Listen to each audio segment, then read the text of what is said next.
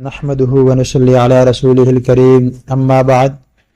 فاعوذ باللہ من الشیطان الرجیم بسم اللہ الرحمن الرحیم۔ میرے انتہائی واجب الاحترام بھائیو دوست بزرگوں، اجتماعی قربانی کے کچھ اہم مسائل میں عرض کر چکا ہوں، کچھ باقی ہیں جو ابھی عرض کرنے ہیں۔ ان میں سے پہلا مسئلہ یہ ہے کہ بہت سی تنظیمات ایسی ہیں جو رفاہی کام کرتے ہیں اور ان کو لوگ اپنی قربانی وقف کر دیتے ہیں۔ بہت سے ادارے ایسے جن میں اجتماعی قربانی ہوتی ہیں، ان میں بھی لوگ اپنے حصے اور اپنی قربانی کو وقف کر دیتے ہیں اور اپنی جگہ پر ادارے والے کو وکیل بنا دیتے ہیں۔ لیکن یہ ذہن میں رکھیں کہ جہاں پر قربانی ہو رہی ہے وہ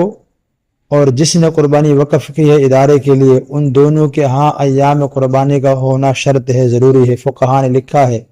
اگر ایک کے بھی ہاں قربانی کے ایام نہ ہوئے تو وہ قربانی نہیں ہوگی۔ مثال کے طور پہ کوئی مسلمان ہے، باہر کے ملک میں رہتا ہے، اس نے اپنی قربانی جو ہے کسی اجتماعی ادارے میں اپنی قربانی کر دی ہے، غریبوں کے لیے نفل قربانی کر دی ہے اس نے یا واجب قربانی، تو اب اس پر یہ ہے کہ اس کے ہاں اب یہ 9 ذی الحجہ اور ہمارے یہاں 10 ذی الحجہ، تو یہاں پر قربانی ہم کریں گے تو اس کے ہاں قربانی کے دن ابھی شمار نہیں ہوئے، قربانی کے دن ابھی نہیں آئے، تو اس لیے یہ قربانی نہیں ہوگی۔ ہاں اس کے لیے کہ 11 ذی الحج کو قربانی کریں، اس کا بھی پہلا یعنی کہ 10واں ذی الحج ہوگا، پہلی قربانی کا دن ہوگا اور ہمارے یہاں دوسرا دن ہوگا، دونوں کے ایام مشترک ہو جائیں گے، پھر یہ قربانی جائز ہے، پھر قربانی ہو جائے گی۔ اگر ان میں سے کسی ایک کے بھی دن قربانی کے نہ ہوئے تو قربانی نہیں ہوگی۔ پہلا مسئلہ یہ ہے کہ جس نے قربانی وقف کی ہے اور جس ادارے کو قربانی وقف کی ہے، ان دونوں کے ہاں قربانی کے ایام کو ہونا ضروری ہے۔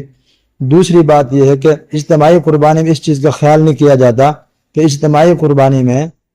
بہت سے لوگ شریک ہوتے ہیں اور وہ کسی ادارے کی طرف سے قربانی ہو رہی ہوتی ہے، کسی ادارے نے اس کا اہتمام کیا ہوتا ہے۔ اب لوگ اس خیال کے بارے میں جو ہے دل میں خیال اور خدشہ ہوتا ہے لیکن سوال نہیں کر پاتے، سب کو دیکھا دیکھی وہ کھال کو دے دیتے ہیں مدرسے میں یا ادارے میں۔ تو مدرسے والے یا ادارے والے کے لیے ضروری ہے کہ وہ ان سے ہر ایک شریک سے پوچھے کہ آپ کی کھال کو ہم ادارے میں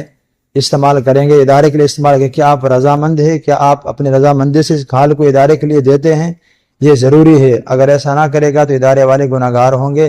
ہاں ایک صورت اس کی یہ بھی فقہا نے لکھی ہے، علماء نے، کہ وہ ایسا کر لے کہ جب وہ شریک ہو رہے ہیں شرکاء سے، شرکت کے وقت ہی وہ ادارہ ان سے یہ بات کہ ان کو رضامند کر لے کہ جو آپ کی کھال ہوگی وہ ہم ادارے میں